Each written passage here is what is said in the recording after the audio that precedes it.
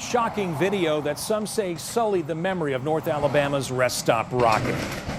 After more than 40 years, the once mighty Saturn 1B coming down hard, an upsetting end for a rocket destined for the stars, crushed and destined instead for the scrap heap. Space enthusiasts cried and cried foul. Why did they destroy such an important relic of Rocket City history? The Saturn 1B, little brother of the Saturn V, was crucial to NASA's Apollo missions. It launched several unmanned test flights and the first flight with a full crew on board, Apollo 7. It also launched astronauts to America's first orbiting space station, Skylab, and it was the vehicle for the final Apollo mission, which became a symbol of Cold War cooperation between the U.S. and Soviet Union. The last flight of the Apollo program, a lot of people don't know that it was the Saturn 1B, as part of the Apollo-Soyuz test project. You know, the handshake in space. So how did it end up like this? I talked with leaders at NASA, the U.S. Space and Rocket Center, and politicians to uncover the rocket's dangerous state of decay after 40 years, how this happened, and what happens next. Well, it hurt. It really did.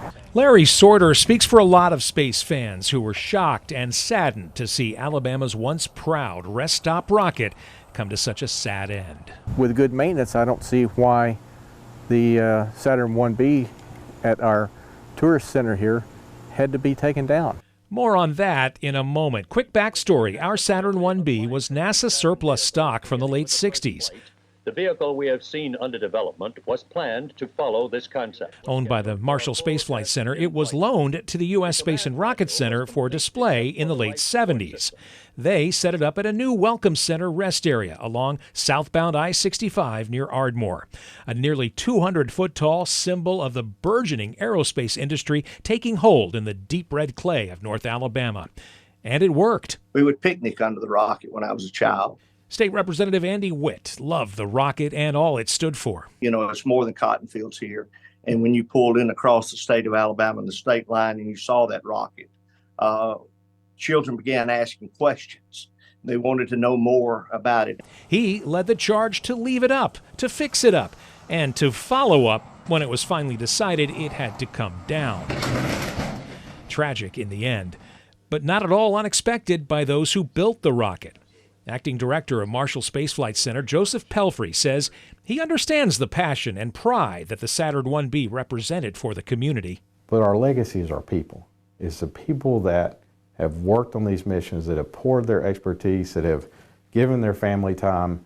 That's the legacy that we have here in Huntsville. 2, 1. You see, NASA doesn't get too attached to hardware. Rockets aren't built to be around very long. Usually when we design rockets, we design them at most maybe to sit exposed for a year, and then we launch it. It works for 2 to 8 minutes depending on the vehicle, and we're done with it. Which brings us back to our Saturn 1B, which stood outside in the rain, wind, heat, cold, and snow for more than 40 years. That's why the corroded interior structure of the rocket broke apart during deconstruction. We showed the video to NASA historian Brian Odom. Geez. Yeah, no, I hadn't seen that. Despite its obvious historical significance, he believes removing the rocket was the right decision. Hardware is, thin by design. It's meant to be lightweight, rigid but lightweight, with materials that aren't meant to last in the elements for a long time. After getting a good look at the damage, State Rep Witt was moved to the same conclusion. Really surprised that it hasn't already fallen, to be quite honest with you. The U.S. Space and Rocket Center, responsible for maintaining the Saturn 1B, told me issues that affected it could not have been prevented by routine maintenance. In a statement, they said, quote, structural integrity was compromised, making the rocket's stability unpredictable. Now that it's gone, what's next?